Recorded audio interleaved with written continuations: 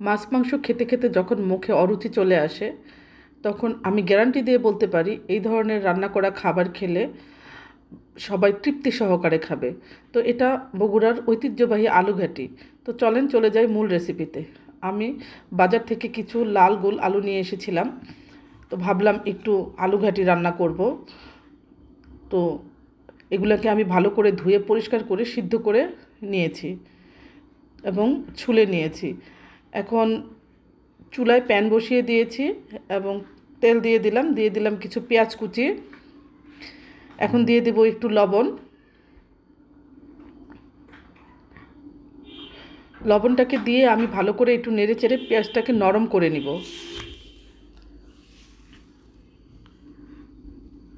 এখন দিয়ে দেবো একটু আদা রসুনের পেস্ট।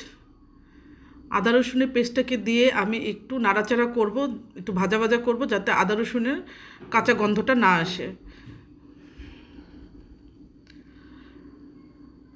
একটু সময় নিয়েই ভাজবো।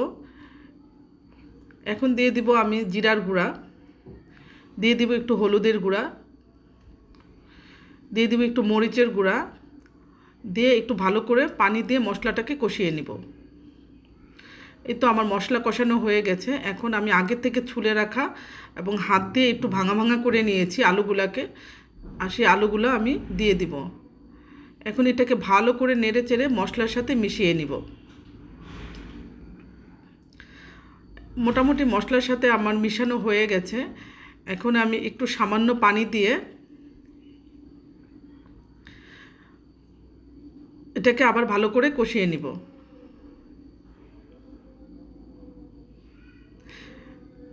এখন দিয়ে দিব জলের পানি।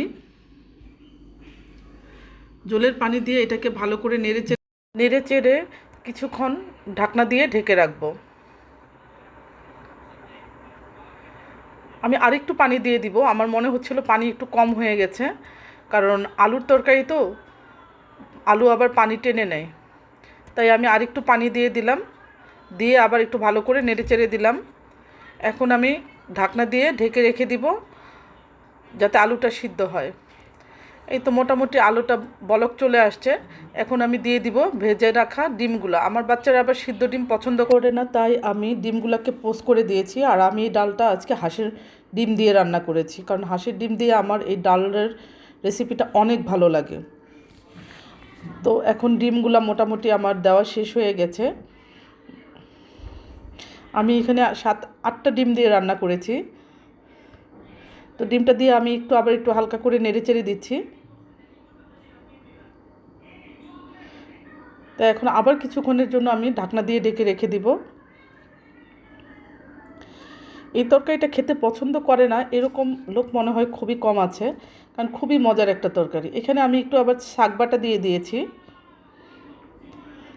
আমি আবার সবসময় শাক বাটা একটু করে বেশি করে করে ফ্রিজে রেখে দিই।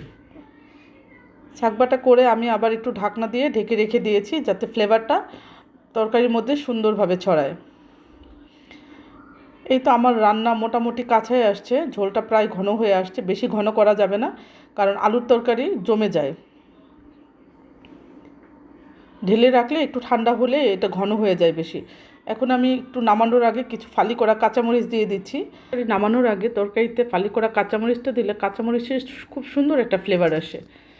তাই আমি সবসময় চেষ্টা করি তরকারিতে কাঁচামরিচটা দেওয়ার জন্য। তো আমি আগে থেকে কিছু ধনেপাতা কেটে রেখেছিলাম, এখন দিয়ে দিব একটু ধনেপাতা। ধনেপাতা দিলে এই তরকারিতে অনেক সুন্দর একটা ফ্লেভার আসে এবং খেতে অনেক টেস্ট হয়। তো আমি ধনেপাতা দিয়ে অল্প কিছুক্ষণের জন্য রাখবো যাতে গন্ধটা সুন্দরভাবে ছড়ায় সম্পূর্ণ তরকারির মধ্যে। এই তরকারিটা ভালো লাগে না এমন কেউ বলতে পারবে না। আমার মনে হয় সবার কাছে খেয়েই খুব মজা পাবে। দেখেন মাশাআল্লাহ আমার তরকারির কালারটা কত সুন্দর হয়েছে। এটা আমার খুবই একটা পছন্দের তরকারি এবং আমার বাসায় সবাই এটা অনেক পছন্দ করে। এই তো আমার তরকারি শেষ, এখন আমি সার্ভিং ডিশে ঢেলে ফেললাম। দেখেন মাশাআল্লাহ কত সুন্দর হয়েছে তরকারিটা। আমার ভিডিওটি যদি ভালো লেগে থাকে অবশ্যই আমার পেজটিতে লাইক, কমেন্টস এবং শেয়ার করে দিবেন। এবং আমার একটি ইউটিউব চ্যানেল আছে শাম্মী ইসলাম, আমার ইউটিউব চ্যানেলটিতে সাবস্ক্রাইব করে দিবেন। এবং আমার জন্য দোয়া করবেন। সবাই ভালো থাকবেন, এই আর কি। আল্লাহ হাফেজ।